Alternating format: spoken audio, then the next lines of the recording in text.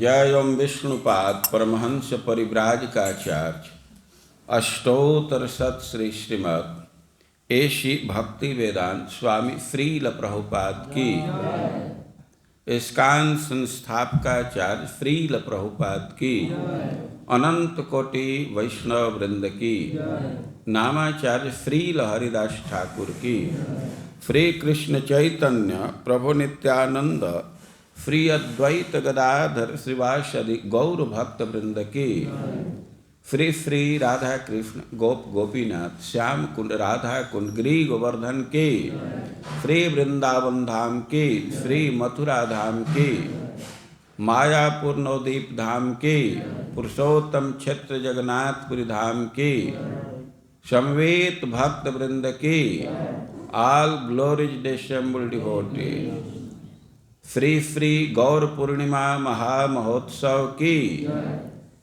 श्री श्री जगन्नाथ बलदेव सुभद्रा की, श्री श्री राधा मदन मोहन जी की, श्री श्री कृष्ण बलराम की, श्री श्री राधा श्याम सुंदर की, श्री श्री निताई गौर सुंदर की, श्री श्री गुरु एवं गौरांग की।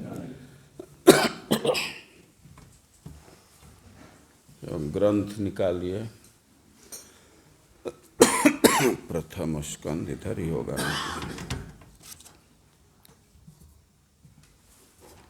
प्रथम स्कंद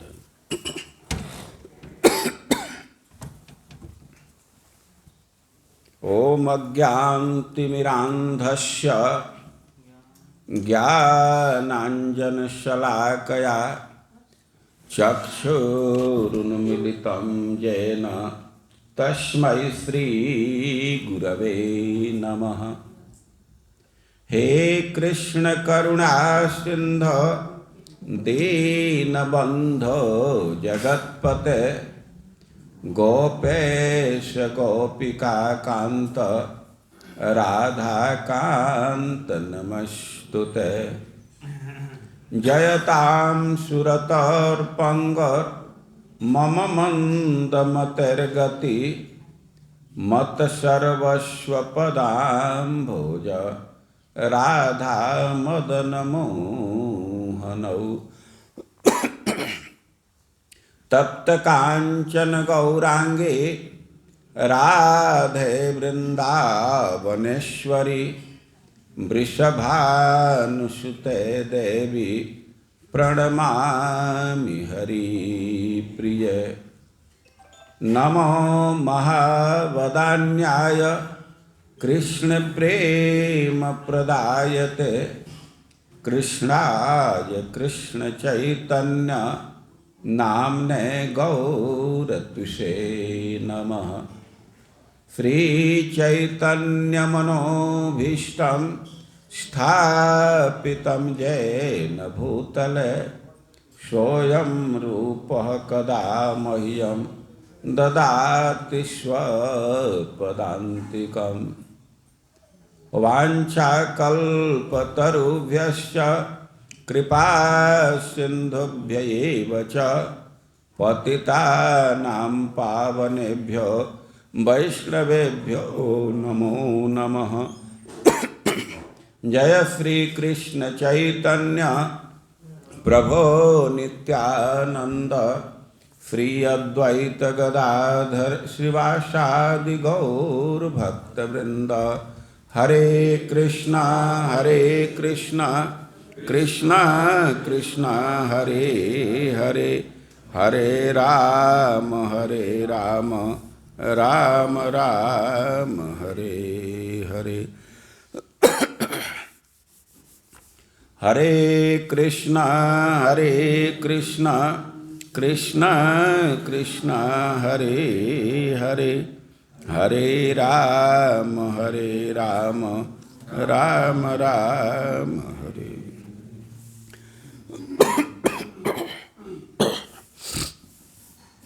हम लोग कल आवृत्ति किए थे,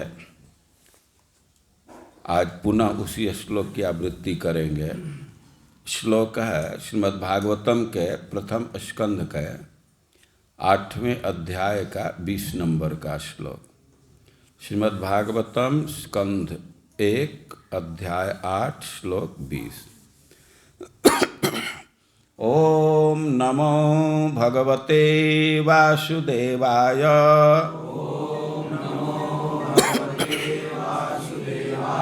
ओम नमो भगवते वासुदेवाय।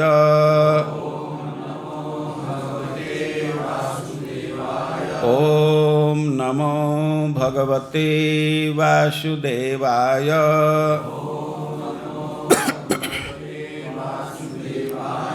तथा परमहंसानां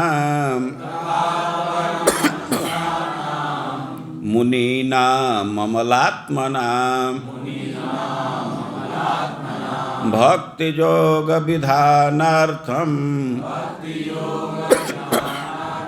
कथं पश्येमहि स्त्रियः। तथा परमहंसानां मुनीनां अमलात्मनां भक्तियोग विधानार्थं कथं पश्येमहि स्त्रियः। तथा परमहंसानां मुनीनां अमलात्मनां भक्तियोग विधानार्थं कथं पश्येमहि स्त्रियः। बोलिए।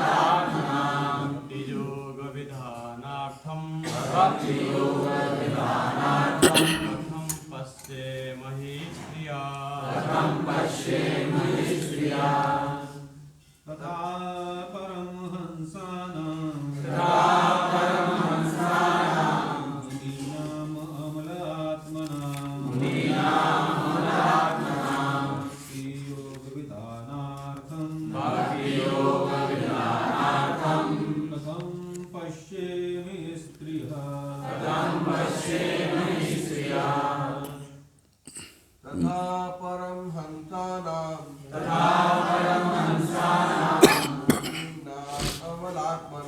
मुनीनां योग विद्यानाथं तत्थं पश्येमि स्त्रियः। माता जी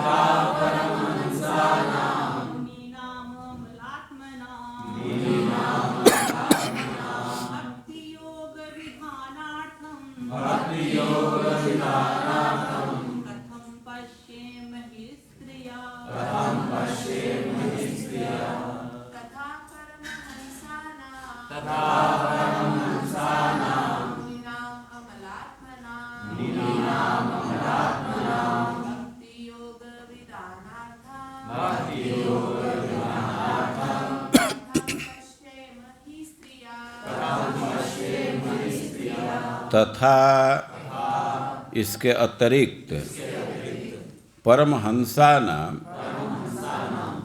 उन्नत अध्यात्मवादियों का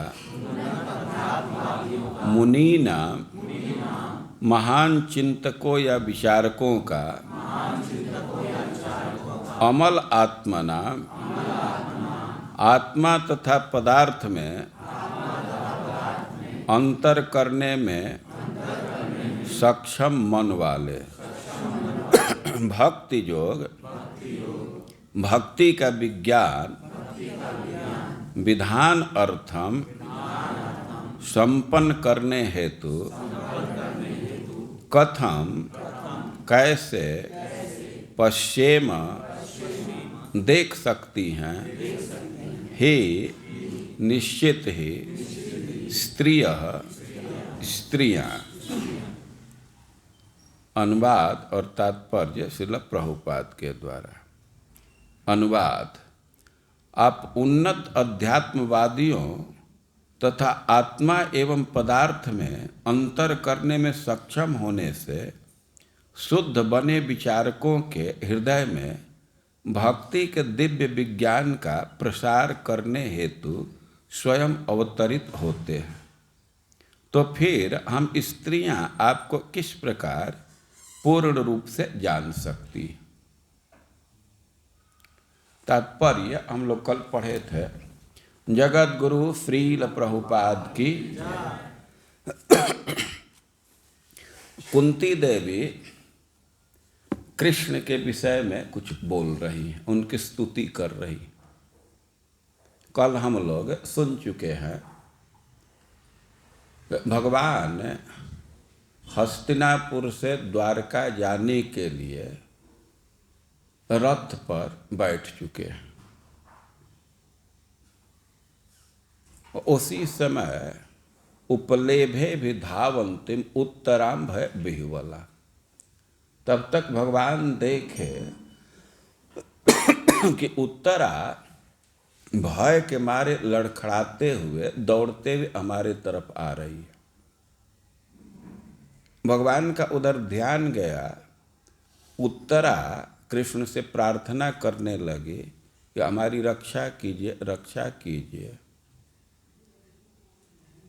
और मानो कृष्ण कह सकते थे कि अरे अभी तो तुम्हारे ससुर लोग राजा हैं और अपने हथियारों के साथ हैं, तो उनसे तुम सहायता मांगो। अब तो वे किसी कठिनाई में नहीं हैं, हम तो अब रथ पर बैठे हैं जाने के लिए। उत्तरा कहे कि नान्यम तद्भयम पश्य यत्र मृत्यु परस्पर। हमारी जो स्थिति है तो उसमें आपके अतिरिक्त दूसरे को मैं नहीं देख पा रही हूँ कि जो अभय प्रदान करे, क्योंकि हम रक्षा के लिए प्रार्थना कर रहे हैं। किसी को मारना होता तो हमारे ससुर लोग मार देते, हथियार है उनके पास। लेकिन अब रक्षा करने वाला आपके अतिरिक्त दूसरे को मैं नहीं देख रही हूँ। हम मारने वाले तो बहुत लोग हैं। यत्र मृत्यु परस्पर, वे आपस में ही भयभीत हैं, दूसरे को अभय दान क्या करेंगे। वो अपने रक्षा की बात की तो कृष्ण कह सकते हैं कि अरे पति जीवित नहीं है और जीने के लिए इतना लालायित हो, तो स्त्रियां तो अपने पति के साथ सती हो जाती हैं और तुम्हें जीने के लिए इतना लालसा है कि ना कामम दहतु मामनाथ, हमको जैसे जलाना हो ये ब्रह्मास्त्र जला दे। हमें अपने विषय में चिंता नहीं। मामे गर्भम निपात्यता, हमारा गर्भ नष्ट न हो। हम गर्भ के रक्षा के लिए चिंतित हैं, अपने रक्षा के लिए चिंतित नहीं। भगवान ने तो उसके गर्भ की रक्षा कर ली है। कुंती देवी देखी कि ब्रह्मास्त्र से भगवान रक्षा कर दिए तो कृष्ण के प्रति उसका भाव बदल गया। जो वात्सल्य स्नेह था तो दब गया। अब कृष्ण का ऐश्वर्य सामने छा गया और ईश्वर के रूप में उनको नमस्कार करने लगे। नमस्ते पुरुषम त्वाद्यम, आप आदि पुरुष हैं, प्रकृति से परे हैं, आपको नमस्कार कर रहे हैं। और मानो कृष्ण कह सकते हैं कि तुम ये सब क्या कहने लगी, ईश्वर हैं। तो वो कह रही है कि अलक्ष्यम सर्वभूतानां अंतर बहिरवस्थित, आप अलक्ष्य हैं, यद्यपि आप भीतर भी हैं बाहर भी हैं। कोई भी प्राणी है तो उसके भीतर भी है बाहर भी हैं, लेकिन वो देख नहीं पाता है। अरे भाई ईश्वर होते तो इस संसार के सब लोग जान जाते। तो कह रहे हैं कि माया जवनिका छन्नम, आप अपने जोग माया से अपने को आच्छन्न रखते। भगवान गीता में बोले हैं नाहम प्रकाश सर्वस्य। और कभी कभी लोग भगवान को सामने देख करके भी उनको पहचान नहीं पाते और कह रहे हैं कि संसार की स्थिति यह है कि न लक्ष्य से मूढ़ दृष्टा नटो नाट्य धरो यथा। आप अपने को छिपा करके रखते हैं, तो इसलिए जो स्थूल बुद्धि वाले लोग हैं तो उनके द्वारा आप नहीं समझे जाते। जैसे कोई नट है, नृत्य करने वाला, अभिनय करने वाला है, तो जो बिल्कुल स्थूल बुद्धि के हैं तो वे उसके अभिनय को नहीं समझ पाते। वो क्या प्रदर्शन कर रहा है, किस भाव का अभिनय कर रहा है। जो कला को जानते हैं, विषय को जानते हैं, तो वे तो समझ जाते हैं, लेकिन जो बिल्कुल स्थूल बुद्धि के हैं तो नहीं समझ पाते। और कह रहे हैं कि आपके जानने की जो बात है तो सामान्य व्यक्ति की बात तो दूर है, जो बड़े बड़े मुनि हैं, चिंतनशील व्यक्ति हैं और परमहंस हैं, वे जड़ और चेतन का पूर्ण विवेक रखते हैं और अमलात्मा हैं, वे प्रकृति के गुण से अप्रभावित हैं, राग द्वेष से बिल्कुल मुक्त हैं, वे लोग भी आपको समझ नहीं पाते। आपकी भक्ति करते हैं, भक्ति स्वीकार कर लेते हैं, लेकिन आपके लीला के रहस्य को समझ नहीं पाते। तो बड़े बड़े जो मुनि हैं, अमलात्मा हैं, परमहंस हैं, तब वे लोग ही आपको नहीं समझ पाते हैं, तो हम तो स्त्री हैं, हम क्या समझेंगे। श्रील प्रभुपाद जी इस विषय पर लिख रहे हैं कि भगवान का ज्ञान चिंतन से नहीं होता है। भगवान का ज्ञान तो भगवान के कृपा से होती है, भगवान का ज्ञान भगवान के कृपा से होता है। और कुंती देवी को ज्ञान है, जैसा उसके उक्ति से ही पता चल रहा है, लेकिन कुंती देवी के हृदय में भक्ति है और भक्ति के कारण दैन्य है, इसलिए कह रही है कि हम स्त्री जाति हो करके कैसे आपको समझे। या दूसरे ढंग से इस श्लोक का अर्थ किया जाए तो कुंती महारानी का भाव है कि तथा परमहंसानां मुनीनाम अमलात्मनां भक्ति योग विधानार्थ। आप तो अवतार ग्रहण किए हैं, तो जो बड़े बड़े परमहंस हैं, मुनि हैं, अमलात्मा हैं, तो उनके भक्ति योग के विधान के लिए वे लोग भी भक्ति करें, तो इसके लिए आप अवतार ग्रहण किए। कुंती देवी आगे भगवान के अवतार के विषय में कई एक सिद्धांत दिए, लेकिन एक सिद्धांत यहाँ दे रही है, संकेत कर रही है कि आप तो बड़े बड़े परमहंसों के चिंतन के विषय हैं, वे आप पर विचार करके आकृष्ट हो जाते हैं।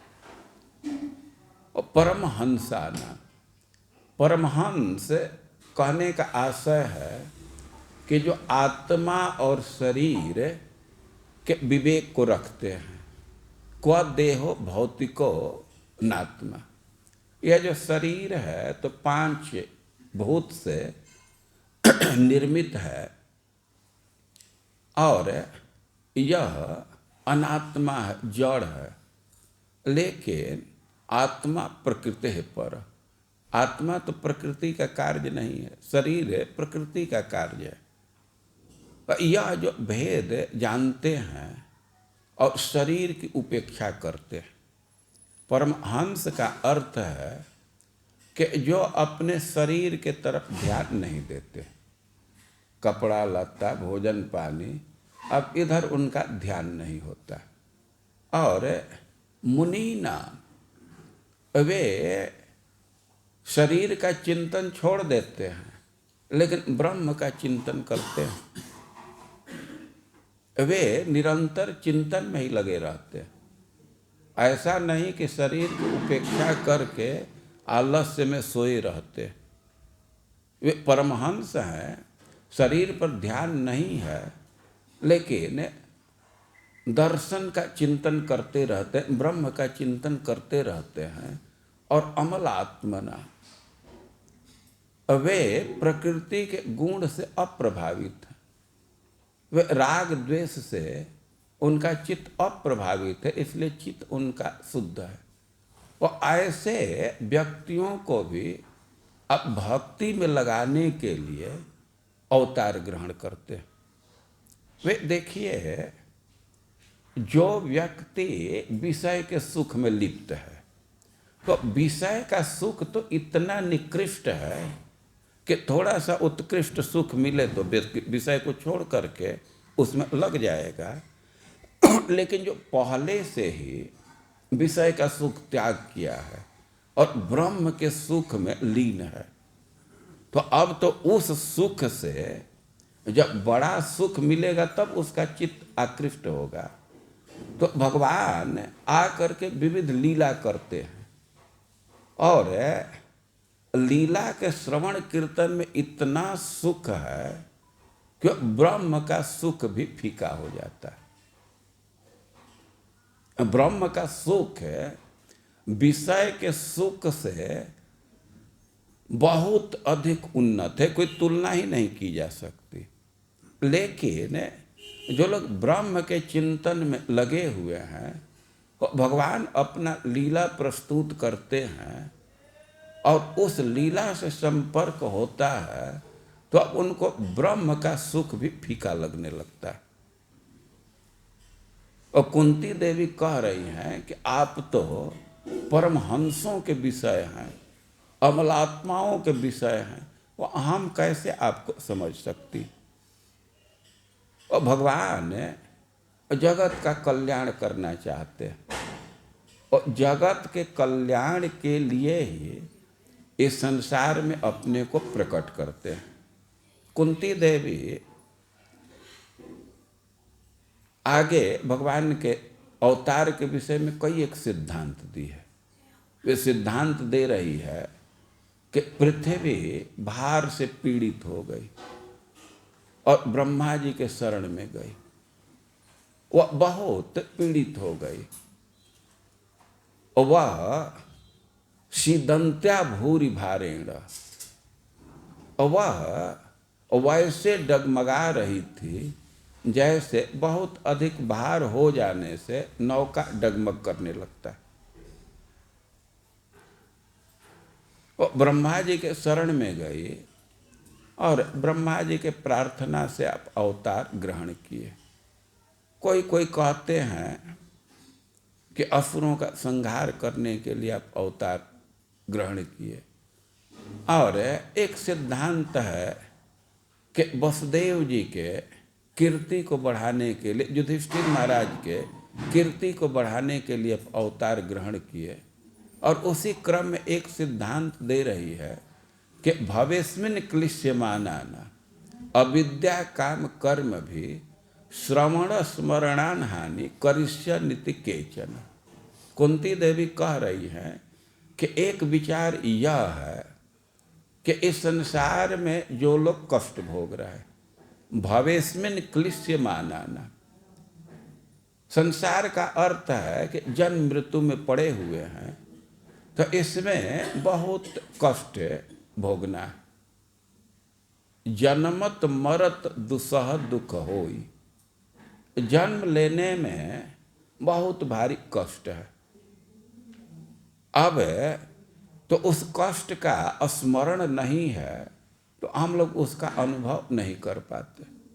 कोई माँ है, वो प्रसव करती है तो वह कष्ट का अनुभव करती है, और किसी माता को प्रसव में जितना कष्ट है तो उससे अधिक कष्ट उस बच्चे को होता है जन्म लेने में। और प्रसव के समय ये कष्ट नहीं है, बच्चे को तो 4-5 महीना पहले से ही बहुत भारी कष्ट है। जब उसके अंग उभर आते हैं तो उसका त्वचा बहुत कोमल होता है, अब उस पर माँ के भोजन का अम्लीय रस जाता है तो उसको जलन होता है। लेकिन बच्चा इतना बंधा हुआ है कि उसको खुजला भी नहीं सकता, सहने के अतिरिक्त कोई विकल्प ही नहीं है।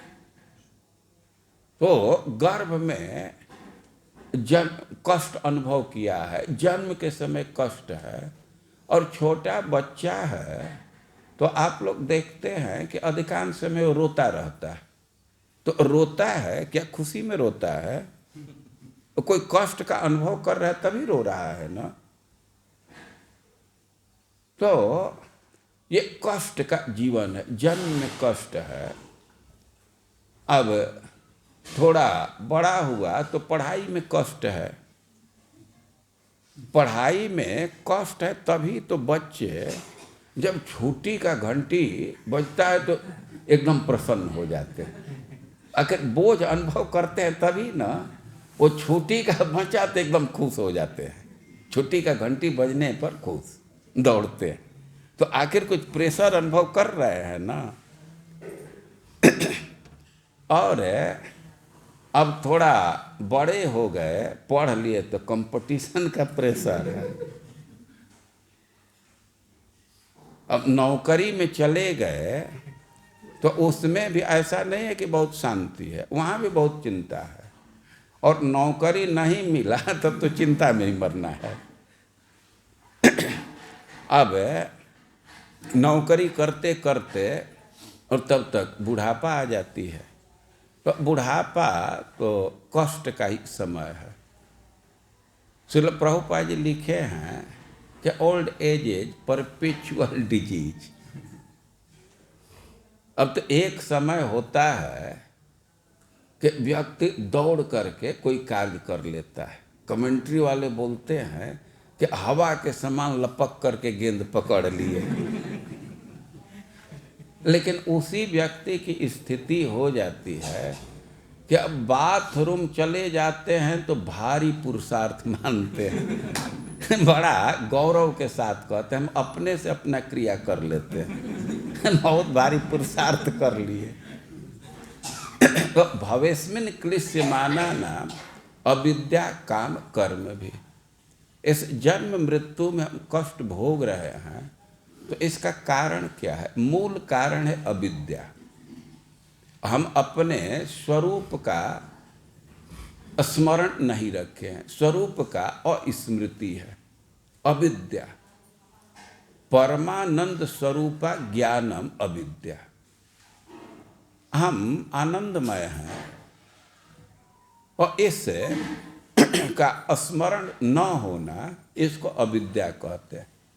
हम भगवान के सेवक हैं, अब इस बात का स्मरण नहीं है तो हमारे मन में अब भगवान के सेवा के बजाय इस संसार को भोगने की लालसा उदित होती है।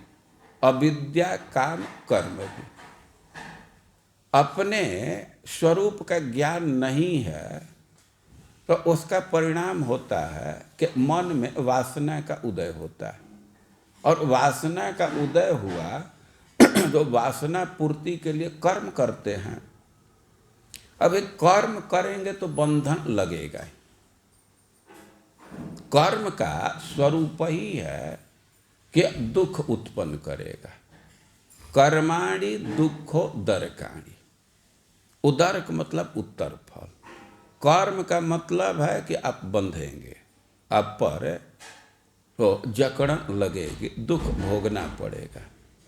तो संसार की यह स्थिति है कि अविद्या काम और कर्म के चलते व्यक्ति इस संसार में दुख भोग रहा।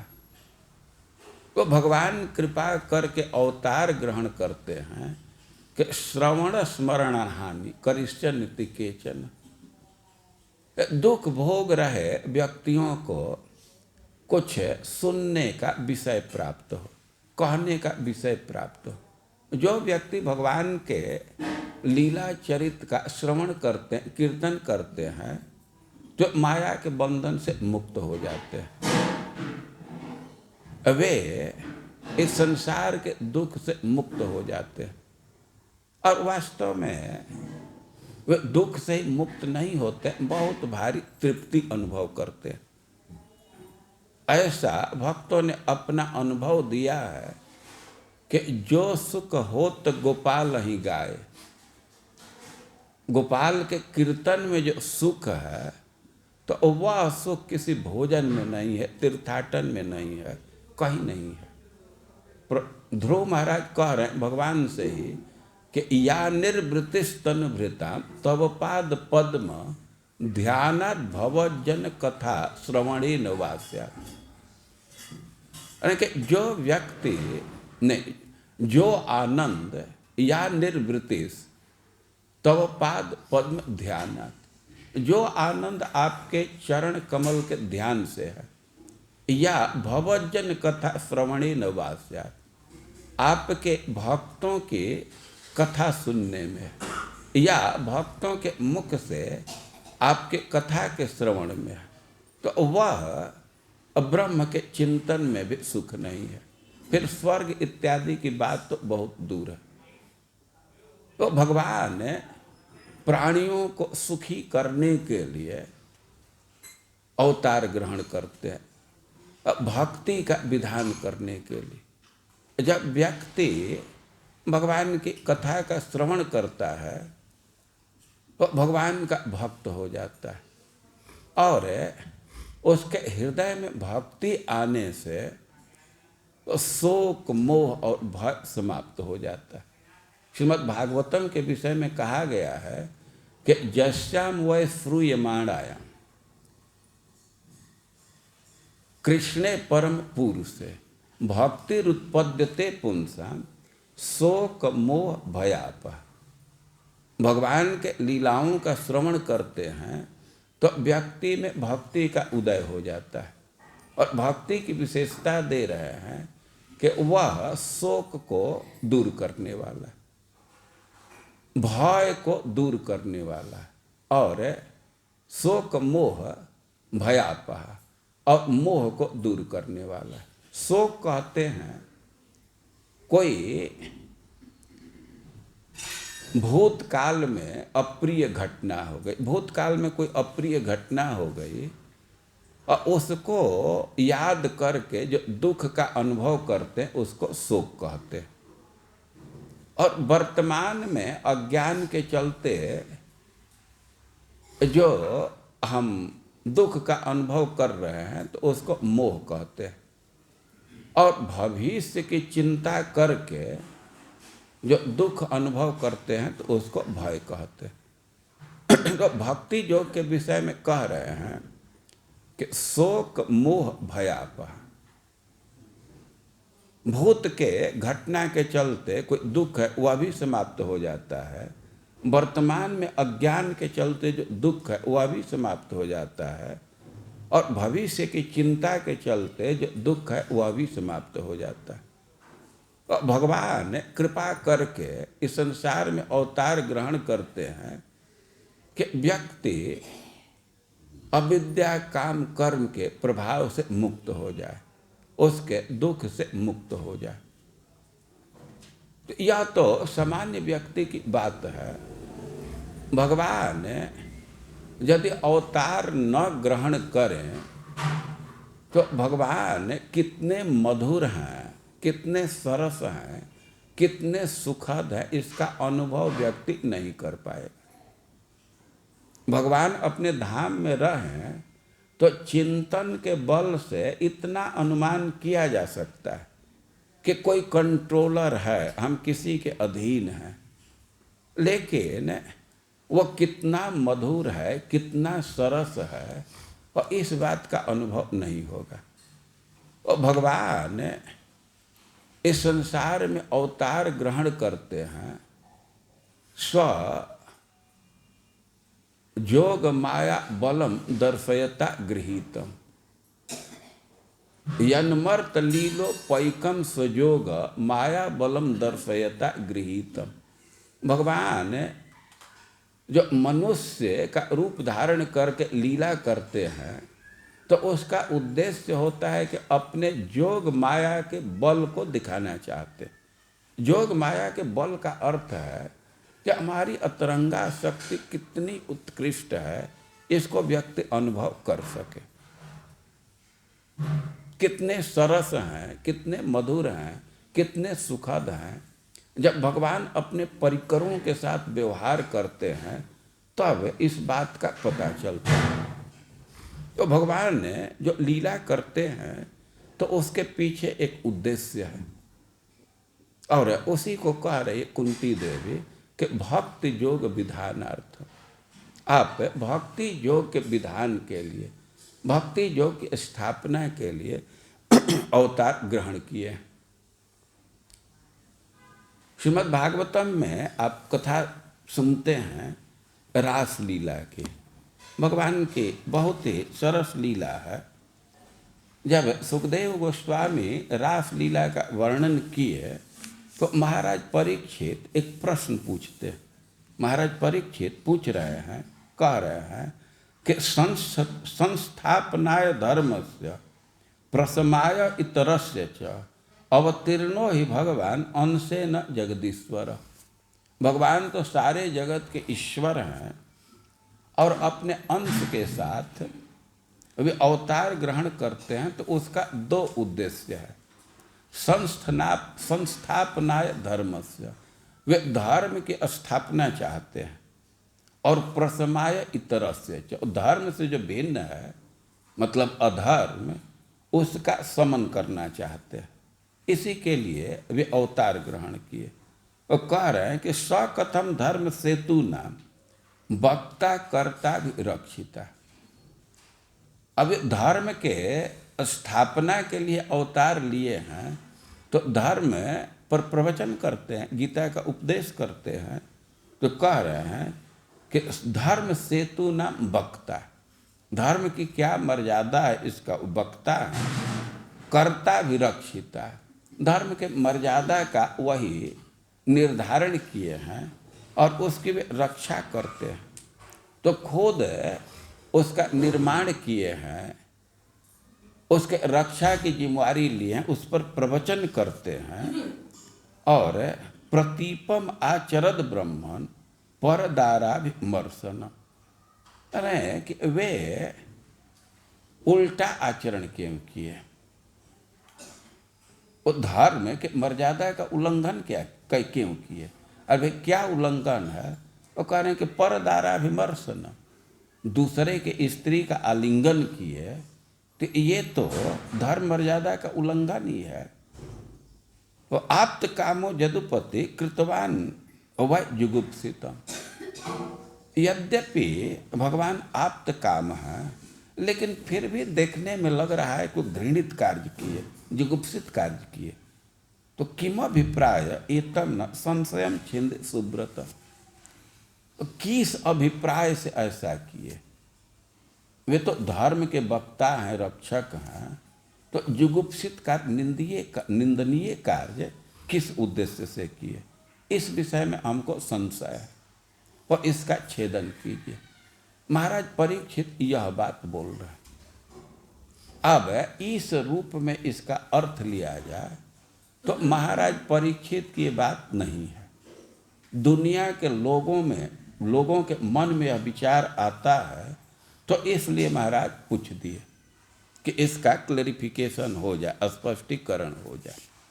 अब महाराज परीक्षित के साइड से प्रश्न लेंगे तो इस श्लोक का अर्थ किया जाएगा कि भगवान धर्म की स्थापना के लिए अवतार ग्रहण करते हैं, अधर्म के नाश के लिए अवतार ग्रहण करते हैं।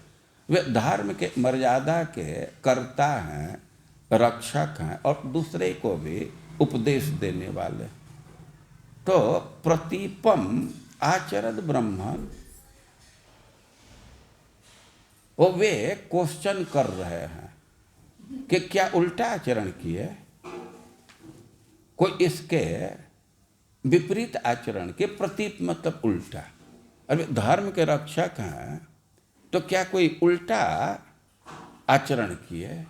तो जब प्रश्न हो जाता है तो उसका अर्थ अफर्मेटिव ही आ जाता है, निगेटिव नहीं रहेगा। यही होता है ना, जब प्रश्न कर दिए तो उसका अर्थ अब यही होगा कि ना, जैसे आपसे कोई पूछ दे कि मैं कहूँ कि मैं आज ही थोड़े जा रहा हूँ, क्या आज ही मैं जा रहा हूँ? तो इसका अर्थ है कि नहीं, आज मैं नहीं जा रहा। तो कह रहे हैं कि प्रतीपम आचरित, क्या उल्टा आचरण किए? मतलब नहीं, उल्टा आचरण नहीं किए।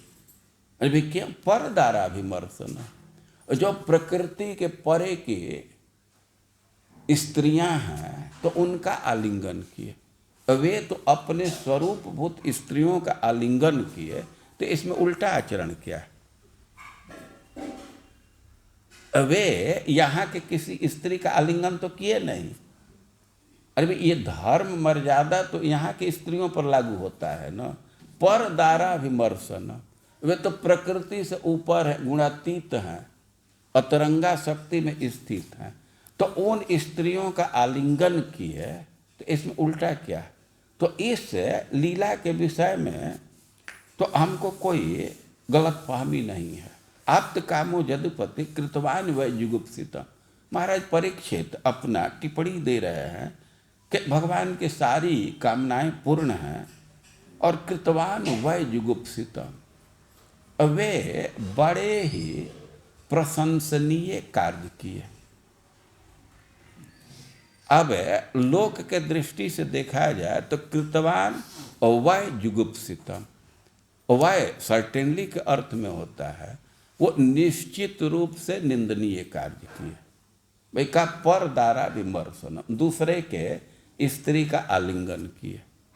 लेकिन परीक्षित महाराज का विचार है कि कृतवान वै जुगुप्सितम, अरे जो ट्रांसडेंटल दिव्य स्त्रियां हैं, जो गुणातीत स्त्रियां हैं, उनके साथ नृत्य किए, उनका आलिंगन किए, तो कार्य तो बहुत प्रशंसनीय किए। बीजुगुप्सित, बीजुगुप्सित का अर्थ क्या होगा कि जहाँ कोई जुगुप्सा नहीं है, निंदा नहीं है, विगत जुगुप्सा, और उसी का भाव, अब व्याकरण वाले जानेंगे, अण प्रत्यय लगाने से उसका भाव बन जाता है, हमको वो सब नहीं पता है। तो जैसे बाल भाव कहते हैं, उसी को बाल्य भाव कह देते हैं, कोई अंतर तो नहीं है। तो वैसी तरह बीजुगुप्सित या वै जुगुप्सित एक ही अर्थ में। तो महाराज परीक्षित कह रहे हैं कि कार्य तो बड़ा प्रशंसनीय किए, लेकिन किम अभिप्राय, किस अभिप्राय से ये सुंदर लीला किए। एतम न संशयम छिंद सुब्रत, उनका अभिप्राय नहीं समझ में आ रहा है। लीला तो बहुत ही प्रशंसनीय किए, रास नृत्य किए, लेकिन किस अभिप्राय से किए। जैसा महाराज परीक्षित प्रश्न किए, सुखदेव गोस्वामी भी उत्तर दिए हैं और सारांश रूप में कह रहे हैं कि अनुग्रहाय भूतानां मानुषम देह मास्थित और भजते तादृशी क्रीड़ा या श्रुत्वा तत्परो भवेत। अनुग्रहाय भूतानां, भगवान तो जीवों पर करुणा करने के लिए मानुषम देह मास्थित, मर्त्य जगत में स्थित हो करके, और भजते तादृशी क्रीड़ा। अरे कि केवल रास लीला की बात नहीं है, ऐसे और भी लीलाएं इसलिए करते हैं कि या श्रुत्वा तत्परो भवेत, व्यक्ति इसका श्रवण करके तत्पर भगवान का परायण हो जाए, भगवान का भक्त हो जाए। तो सिद्धांत यही दे रहे हैं कि भक्ति योग विधानार्थ लोग भगवान की भक्ति करें, और इसी के लिए भगवान अवतार ग्रहण करते हैं। वे कृपा करके मधुर लीला करते हैं, और उस मधुर लीला का श्रवण करने से व्यक्ति भगवान के भक्ति को स्वीकार कर लेता है। तो कुंती देवी कह रही हैं कि भगवान के लीला इतने मधुर हैं कि जो अमलात्मा हैं, परमहंस हैं, तो उन लीलाओं को सुन करके वे भी भक्ति को स्वीकार कर लेते। आप उदाहरण के रूप में सुखदेव गोस्वामी का नाम ले सकते। सुखदेव गोस्वामी अपने मुख से स्वीकार किए, परिनिष्ठितोपि नैर्गुण्य उत्तम श्लोक लीलया गृहीत चेता राजर से आख्यानम यदधीतवा। अरे हम तो एकदम निर्गुण में परिनिष्ठ थे, वहाँ से मन हटने वाला नहीं था। परिनिष्ठितोपि नैर्गुण्य, लेकिन उत्तम श्लोक लीलया, उत्तम, जिनका जस ही तमोगुण से, माया बंधन से ऊपर कराने वाला है, उस व्यक्ति के लीला से आकृष्ट चेता। मैं इतना आकृष्ट हो गया कि आख्यानम यदधीतवा, श्रीमद् भागवतम का अध्ययन किया। और महाराज नहीं, सुखदेव गोस्वामी तो एकदम निर्गुण अवस्था में थे। उनके चित्त की क्या स्थिति थी, आप उनके जन्म की घटना से समझ सकते हैं। व्यासदेव बड़े आशा के साथ गर्भाधान संस्कार किए कि योग्य पुत्र को जन्म दूंगा, जिसको श्रीमद् भागवतम का अध्ययन कराऊंगा। लेकिन सुखदेव गोस्वामी का जन्म हुआ और वे घर से बाहर निकल गए, उत्तर दिशा में जाने लगे। व्यासदेव को बहुत भारी निराशा हुई, वे पीछे से पुकारते हुए जाने लगे। और सुखदेव गोस्वामी तो देखने में लगते थे कि द्वष्ट, वे 16 साल के हैं, अंग उनका बिल्कुल पुष्ट था और अभी जन्म हुआ था, अपेत कृत्यम, उनका कोई संस्कार भी नहीं हुआ था और वे निकल करके जा रहे थे। पीछे से व्यासदेव भी उनको पुकारते हुए जा रहे थे। तब तक अब व्यासदेव को एक बहुत भारी घटना का सामना करना पड़ा। वे कह रहे हैं कि यम प्रवजंत मनुपेत मपेत कृत्य नहीं, वे दृष्टानुयांत मृषिमात्मज मप्य नग्नम। अब व्यासदेव वो अपने पुत्र के पीछे पीछे जा रहे थे। आत्मजम यनुयांतम या यांतम आत्मजम अनु, वो लड़का तो जा रहा था, पीछे पीछे ये लगे हुए थे। लेकिन वे देखे कि दृष्ट्वा देव्यो ह्रिया परिदधुर न सुतस्य चित्र। रास्ते में एक सरोवर था और वहाँ देवियाँ स्नान कर रही थी। अब व्यासदेव देखे कि हमको देख करके वे परिदधु अपना वस्त्र पहनने लगी और न सुतस्य चित्रम, और हमारे पुत्र को देख करके वस्त्र नहीं पहनी, ये तो बहुत विचित्र बात है, बहुत कौतुक का विषय हो गया। तो दूसरा कौन जवाब देगा? अब व्यासदेव खुद उन देवियों से पूछे तो तद्विक्ष पृच्छति मुनौ, इस घटना को देखे कि हमको देख करके स्त्रियां वस्त्र पहन रही हैं, देवियां वस्त्र पहन रही हैं, तो पूछे। अब दोनों में बहुत फर्क है।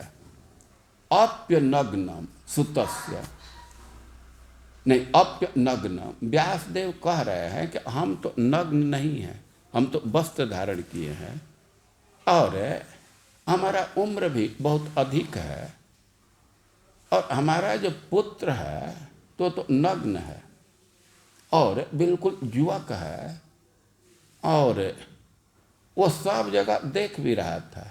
व्यासदेव की तो एक बार दृष्टि पड़ी कि उधर देवियां स्नान कर रही हैं, तो कभी उधर देख नहीं रहे थे।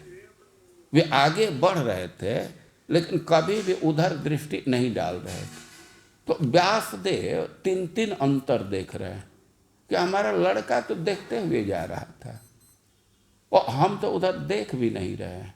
हमारा लड़का बिल्कुल युवक है, हम वृद्ध हैं और हमारा लड़का नग्न था, हम वस्त्र पहने हैं और इसके बाद भी हमको देख करके कपड़ा पहन रही हैं और हमारे लड़के को देख करके उनमें कुछ अंतर ही नहीं आया। तो तद्विक्ष पृच्छति मुनु जगदुष, तो स्त्रियां भी उत्तर दी। जब व्यासदेव पूछे तो देवियां उत्तर दी। वे कह रही हैं कि तवास्ति स्त्री पुंभिदा, आपके दृष्टि में स्त्री और पुरुष का भेद है और न सुता से विविक्त दृष्टि, जो आपके पुत्र हैं उनमें स्त्री पुरुष का भेद नहीं, क्योंकि विविक्त दृष्टि, उनके दृष्टि पवित्र है। या विविक्त का अर्थ होता है डिफरेंट, जो संसार से बिल्कुल भिन्न है, तो उनकी दृष्टि तो ब्रह्म पर थी, उनकी दृष्टि परमात्मा पर। और इसलिए अब हम लोगों को कोई लज्जा का सवाल ही नहीं था। वे सुखदेव गोस्वामी को देखी, लेकिन अब स्त्रियां कैलकुलेट कर ली, भगवान ने उनको क्षमता दिए हैं कि हम लोगों के तरफ ध्यान नहीं है उनका, वो तो विविक्त दृष्टि, उनका ध्यान तो ब्रह्म में है। तो वो चले गए और स्त्रियां स्नान करती रही, लेकिन व्यासदेव अभी थोड़ा दूर ही थे तो कपड़ा पहनने लगे। तो सुखदेव गोस्वामी की यह स्थिति विविक्त दृष्टि, वो बिल्कुल अमलात्मा है और परमहंस हैं, मुनि हैं, लेकिन वे व्यक्ति भी भगवान के लीला का श्रवण किए तो अपने से आकर के उन लीलाओं का अध्ययन किए।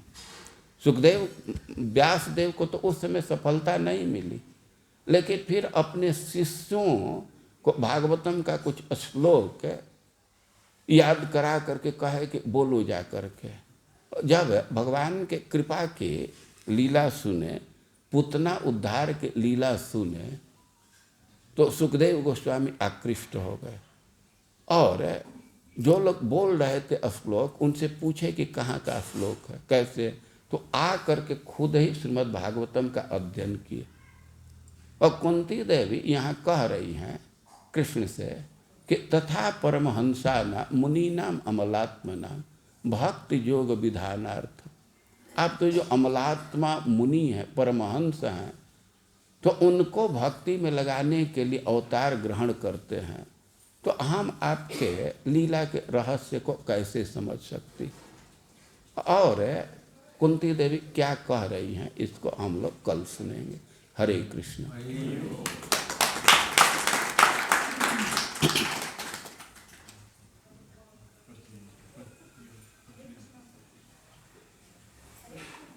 हाँ हाँ,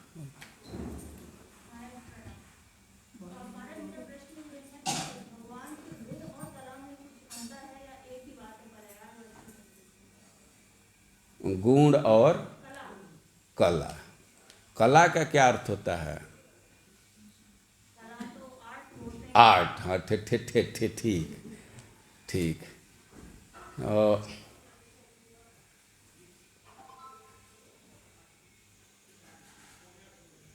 गाजियाबाद और साहिबाबाद में कुछ अंतर है? हैं? कोई अंतर नहीं है। हाँ, गाजियाबाद में साहिबाबाद आता है, गाजियाबाद का एक अंग है। तो उसी तरह वे भगवान के जो गुण हैं, तो गुण के अंतर्गत ही कला की गिनती की जाएगी। भगवान के अनंत अनंत गुण हैं, तो उसमें गाने बजाने की कला भी आ जाएगा, नाचने की कला भी आ जाएगा, सब आ जाएगा। तो गुण का ही एक पार्ट कला है।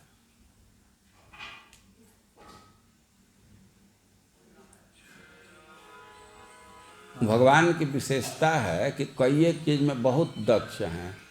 वेणु वाद्य ऊर्धा निज शिक्षा, विविध प्रकार से वेणु वादन करते हैं, लेकिन कहीं ट्रेनिंग नहीं लिए हैं, अपने से सीखे, कला से युक्त हैं। तो बहुत अंतर नहीं है, और अंतर करना चाहें तो कुछ अंतर किया भी जा सकता है। गुण के अंतर्गत कला की गिनती कर दी जाएगी।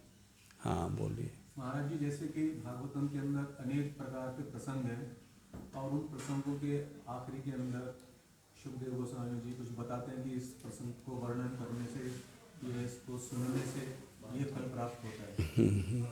ऐसे ही यदि आपने गोपी गीत जो बताया, इसके अंदर महाराज सुखदेव गोस्वामी कहते हैं विक्रीडितम ब्रजभटु विगंधम च विष्णु दानितो अनुप्रणयाद्वर्ण्य भक्तिम पराम भगवती।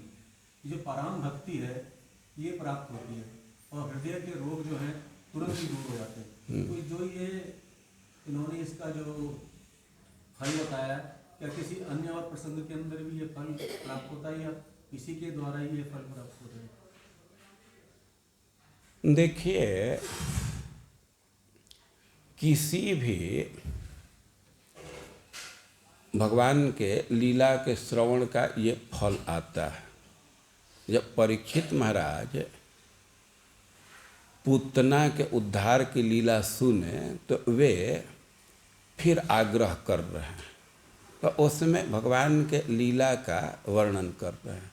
यह क्षीणवतोपायति रतिम वितृष्णा, जो संसार के प्रति रति है, राग है, तो वह दूर हो जाता है। तो राग के अंतर्गत ही ये काम की भावना है, हृदय का रोग है। ये हृदय का रोग भी एक विषय के प्रति राग ही है ना। तो सब लीला के फल ऐसे आते हैं, लेकिन खास करके ये जो रास लीला का प्रसंग है और इसका सीधा असर चित्त पर आता है। और भक्ति पराम भगवती प्रतिलभ्य, इस लीला का परिणाम होता है कि व्यक्ति भगवान की पराभक्ति को प्राप्त करता है। और कामम, अब जैसी भक्ति चाहे वैसे भक्ति की प्राप्ति हो जाएगी। ये कामम शब्द है तो इसको एडवर्ब के रूप में भी लिया जा सकता है। हृदय रोग इसका एडजेक्टिव भी है। हृदय का रोग मतलब काम, लेकिन काम का अर्थ दूसरा भी होता है। कामम मतलब इच्छा के अनुसार। कामम गच्छ, तुमको जहाँ इच्छा हो वहाँ जाओ। तो एक अर्थ है कि भक्तिम पराम भगवती प्रतिलभ्य कामम, मन चाही पराभक्ति की प्राप्ति कर लेते हैं। समझ रहे हैं? कामम का अर्थ मन चाही, एज डिजायर। जैसी भक्ति चाह रहे आपके कामना के अनुसार भक्ति की प्राप्ति हो जाती। और भक्ति की प्राप्ति हो गई तो यह तो स्वतः है हृदय रोग मासु अपहिनोति। अब ये समस्या ही नहीं, ये गौड़ फल है, मुख्य फल नहीं है। मुख्य फल है पराभक्ति को प्राप्त करने का। देखिए, अब कई एक लोग कहेंगे कि भाई अनर्थ निवृत्ति होती है तब तो पराभक्ति की प्राप्ति होती है। भगवान भी बोले हैं ब्रह्मभूत प्रसन्नात्मा तब लभते मद भक्ति परा। भक्ति गुणातीत है, अतरंगा शक्ति की वृत्ति है, तो उसको प्राप्त करने के लिए उस स्तर का योग्यता भी चाहिए, उस स्तर का चित्त भी चाहिए।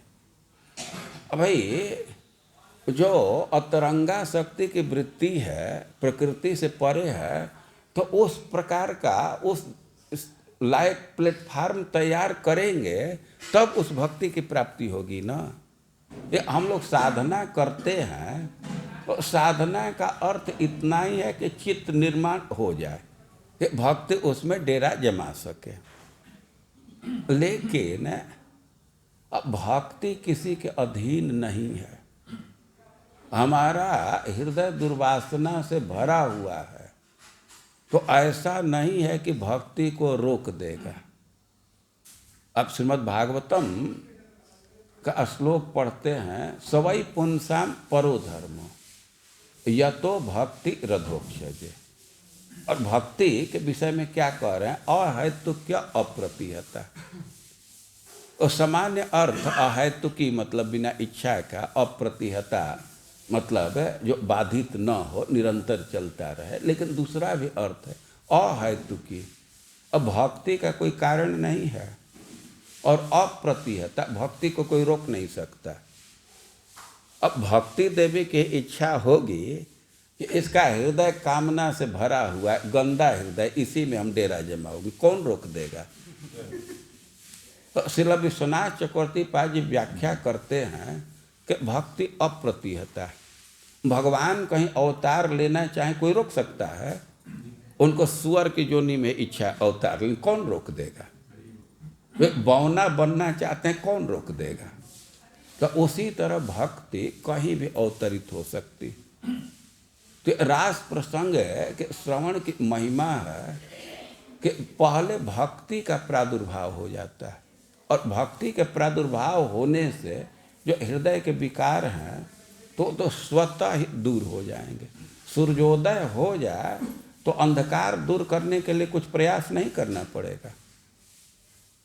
बल्ब जलाने के लिए प्रयास करना है, और बल्ब जल गया तो अलग से अंधकार भगाने के लिए कुछ प्रयास नहीं करना है, वह तो स्वतः हो जाता है। तो विक्रीडितम ब्रजबधू भी रिदम च विष्णु, खास करके रास प्रसंग के लिए कह रहे हैं। ब्रजवनिताओं के साथ जो भगवान की क्रीड़ा है, तो इसके श्रवण का फल होता है कि व्यक्ति पराभक्ति की प्राप्ति करता अपनी इच्छा के अनुसार, और हृदय रोग को जल्दी ही त्याग देता है, वो धीर बन जाता है। तो क्या आपका प्रश्न है? नहीं, मेरा क्वेश्चन तो ये था कि जैसे परम भक्ति प्राप्त करने के लिए यह वर्णन किया गया है, तो कहीं पराभक्ति प्राप्त करने के लिए भागवतम में और भी कुछ प्रसंग ऐसे हैं कि जिससे पराभक्ति प्राप्त हो? हाँ, श्रीमद् भागवतम के जो भी खास करके दशम स्कंद के लीलाएं हैं, तो पराभक्ति की प्राप्ति कराने के हैं, लेकिन ये जो रास प्रसंग है, तो यह आसु शीघ्र ही इससे प्राप्ति हो जाती है।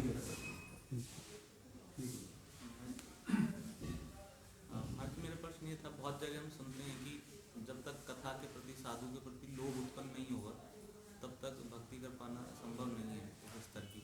तो लोभ कैसे विकसित किया जाए ज़्यादा से ज़्यादा साधुओं के प्रति और कथा के प्रति?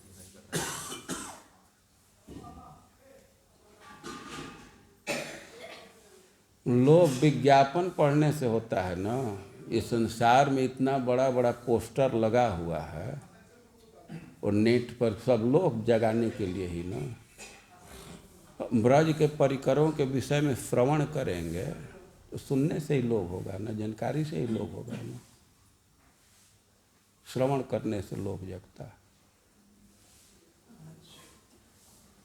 नित्य मुक्त और नित्य बद्ध, तो नित्य मुक्त जो भगवान की भक्ति नहीं करते वो भी क्या नित्य मुक्त होते हैं? जैसे कि बहुत सारे उदाहरण, जैसे सुखदेव परमहंस है, पहले वो ब्रह्मभूत स्टेट में है, लेकिन वो भक्ति में नहीं थे।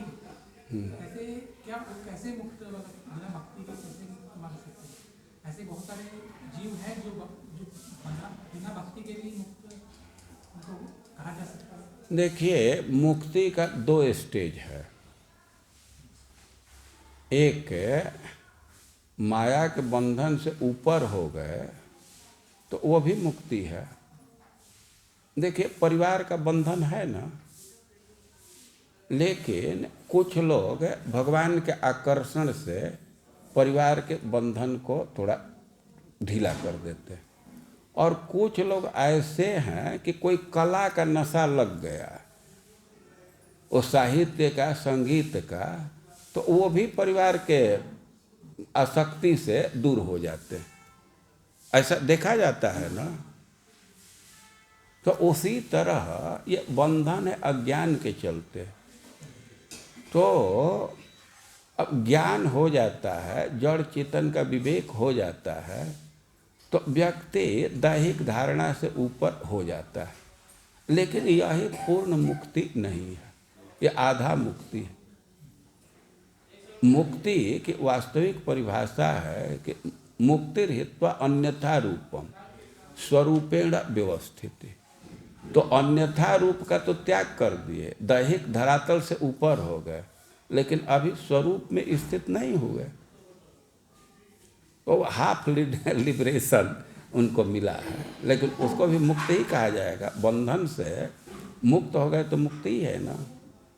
यहाँ से वृंदावन जाना है तो गाजियाबाद से निकलेंगे तभी पहुँचेंगे ना।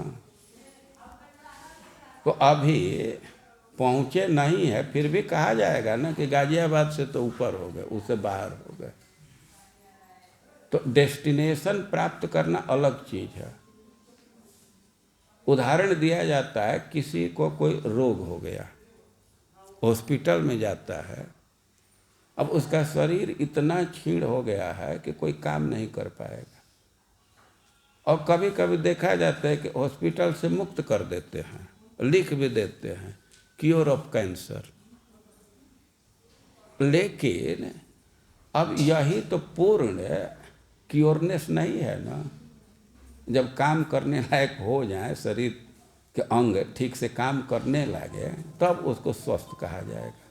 लेकिन एक हिस्सा पार किया ना, तो उसी तरह जिसको मुक्त कह रहे हैं, तो दैहिक धारणा से ऊपर हैं, आत्मचिंतन में लगे हुए, और उसमें भी एक सुख है कि हम ब्रह्म स्वरूप हैं, प्रकृति से परे हैं, तो इसके चिंतन में भी एक सुख है।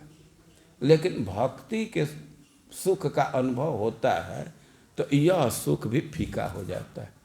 जैसे 3/4 जो 3/4 जो स्पिरिचुअल वर्ल्ड है, क्या वो लोग उसी में वो लोग रहते हैं कि वो लोग जो हमारे भौतिक जगत में रहते हैं, वो जो इस टाइप की मुक्ति रहती है?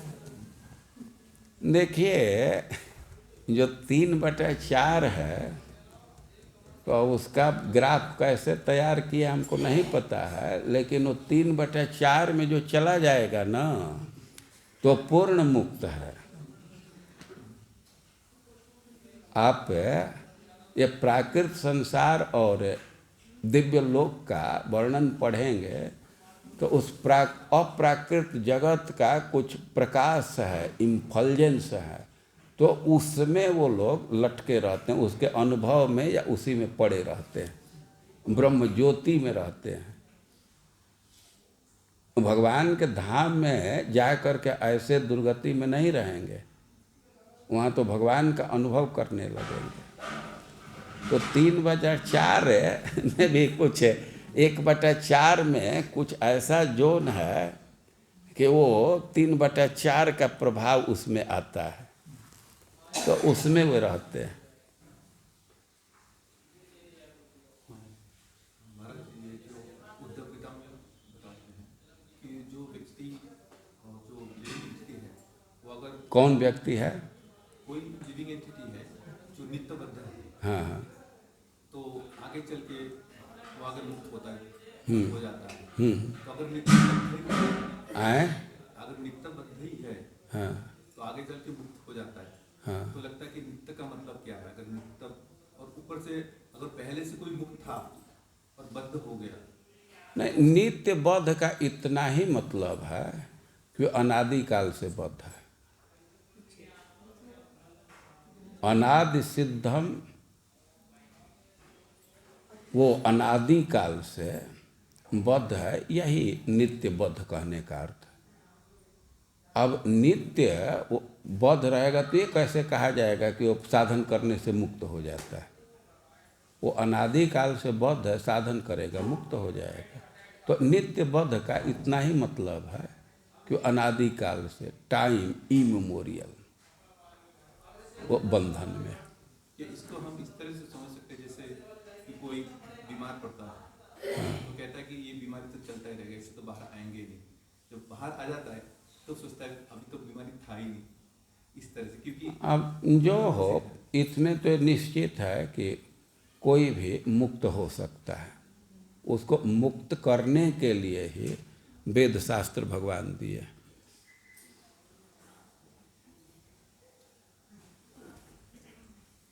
अब ये सब जो शब्द हैं, वो उस पर आचार्य लोग लिखे हैं, जहाँ का कॉन्टेक्स्ट है वही देख लेना चाहिए क्या लिखा गया है।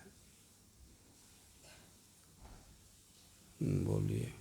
हम अभी बोले कि जो भक्ति है वो किसी के अंडर, मतलब किसी चीज़ से बाधित नहीं, मतलब अगर भक्ति आनी है तो आएगी, वो स्वतंत्र है, तो किसी पर डिपेंडेंट नहीं है।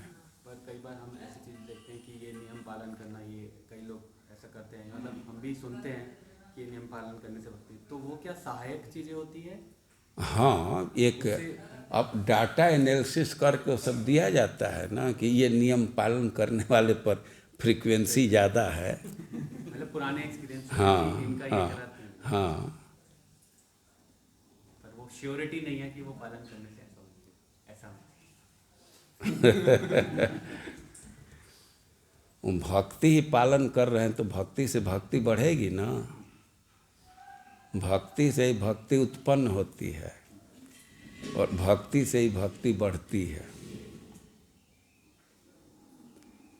भक्ति के उत्पत्ति का और वृद्धि का एक ही कारण है, एक ही साधन, वे अलग अलग नहीं है।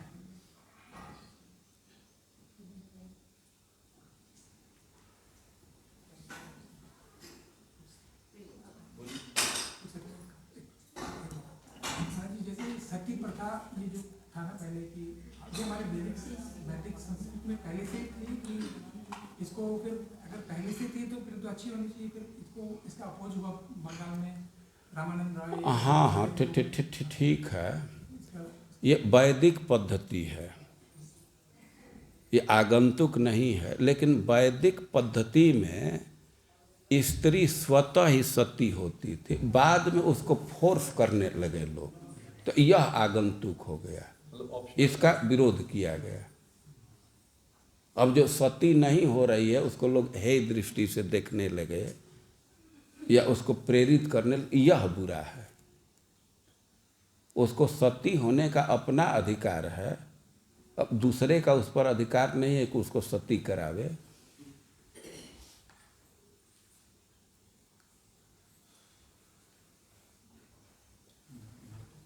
हाँ कोई, हाँ बोलिए। महाराज एक प्रश्न आ गया है, जैसे प्रभु ने पूछा और आपने बताया, तो जैसे उत्तमा भक्ति की कोई अभिलाषा नहीं रहती जब हम उत्तमा भक्ति करते हैं। हाँ हाँ। और केवल कृष्ण सेवा ही वांछनीय होती है। लेकिन जब हम श्रीमद् भागवतम में सौभिन मुनि, च्यवन मुनि और यहाँ तक कि जो सनत कुमार हैं, चारों सनत कुमारों को देखते हैं, तो उन्हें भी क्या था कि वो भी क्रोधित हो गए थे। तो उसमें फिर मतलब जबकि पार्षद तो अपना वो पार्षद थे, वो तो अपना कर्तव्य निभा रहे थे, तो फिर उसमें कैसे समझे कि वैदिक भक्ति है या ये उत्तमा भक्ति है, तो थोड़ा सा कंफ्यूजन हो जाता है। इस उत्तमा भक्ति समझे क्या, वो उत्तम भक्त, वो तो उत्तम भक्त थे ना। कौन?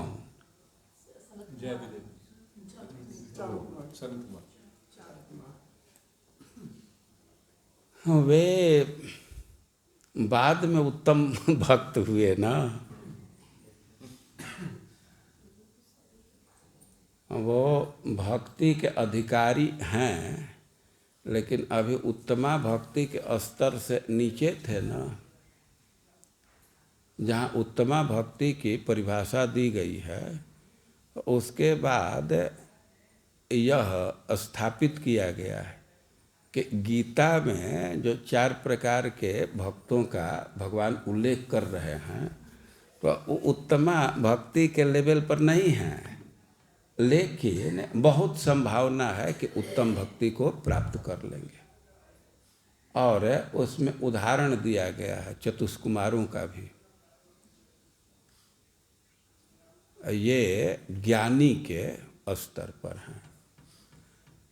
चतुर्विधा भजन्ते माम जना सुकृतिनोर्जिन आर्तो जिज्ञासु रर्थार्थी ज्ञानी च भरतर्षभ। तो ज्ञानी थे, आत्मा और शरीर का अंतर समझ रहे थे। जब उनको तुलसी दल का गंध गया, तब वे उत्तमा भक्ति या पराभक्ति को प्राप्त हो गए।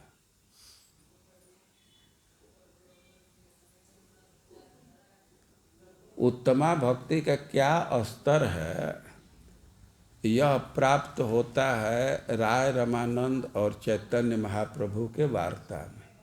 हमको तो एक बार मैंने शौक लग गया, सर्वधर्मान परित्यज्य मामेकम शरण एहो बाय। यहाँ तक उत्तमा भक्ति का स्तर नहीं है।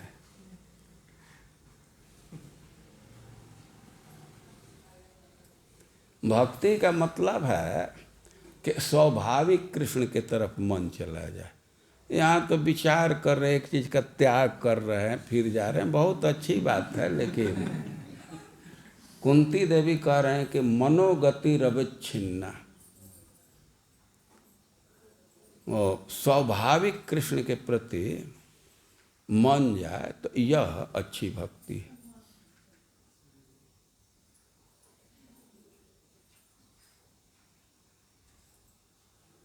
इसी से लोग कह देते हैं ना कि गीता जहाँ समाप्त होता है वहाँ से भागवत प्रारंभ होता है।